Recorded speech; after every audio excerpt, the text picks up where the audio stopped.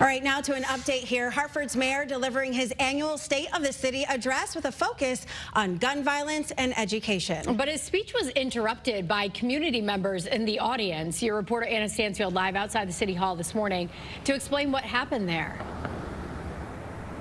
Well, Tracy, Caitlin, in the middle of his speech last night, several protesters in the audience started speaking over the mayor using megaphones. They were demanding justice after two recent deadly officer-involved shootings in the city last month.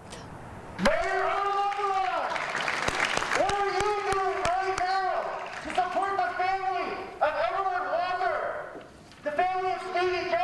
These are the questions protesters wanted answers to last night after the recent deaths of Everard Walker and Stephen Jones. Both were shot by police officers while reportedly experiencing mental health episodes.